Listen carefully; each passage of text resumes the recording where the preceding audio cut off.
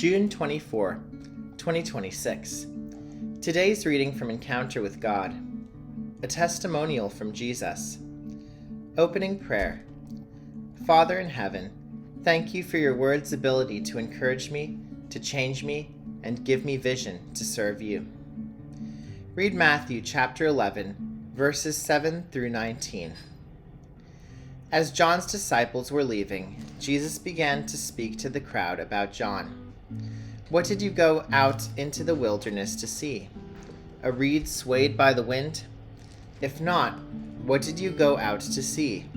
A man dressed in fine clothes? No, those who wear fine clothes are in kings' palaces. And then what did you go out to see? A prophet? Yes, I tell you, and more than a prophet.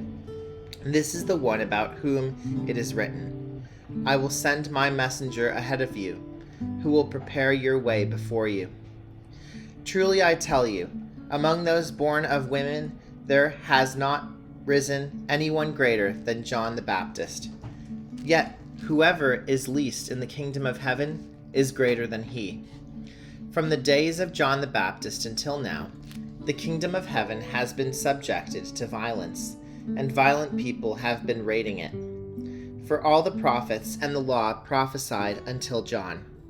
And if you are willing to accept it, he is the Elijah who was to come. Whoever has ears, let them hear. To what can I compare this generation? They are like children sitting in the marketplaces and calling out to others. We played the pipe for you, and you did not dance. We sang a dirge, and you did not mourn. For John came neither eating nor drinking, and they say, he has a demon. The Son of Man came eating and drinking, and they say, here is a glutton and a drunkard, a friend of tax collectors and sinners. But wisdom is proved right by her deeds. Reflect. Give thanks to God that your name is written in heaven.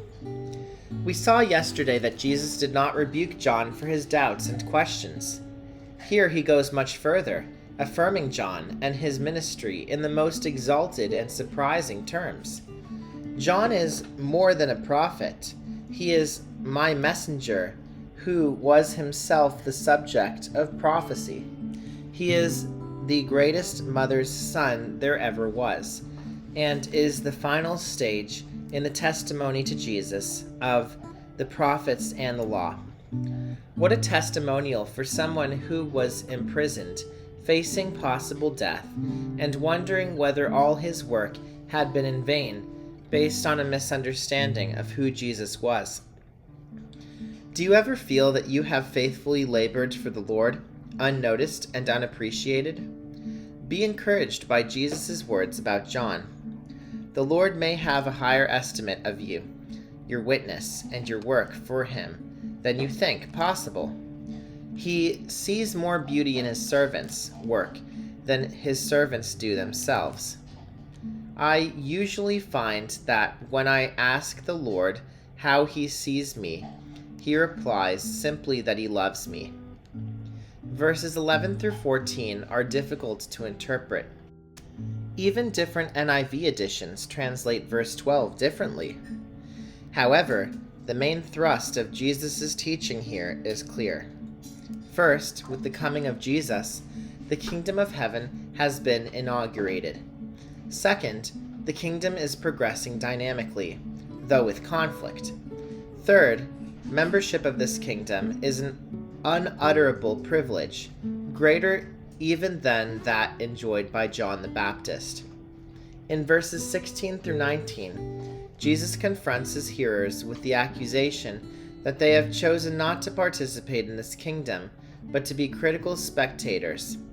It is easier to find fault with God's messengers than to commit wholeheartedly to living out the kingdom in all its joys, sacrifices, and potential messiness. Here is a challenge for us too.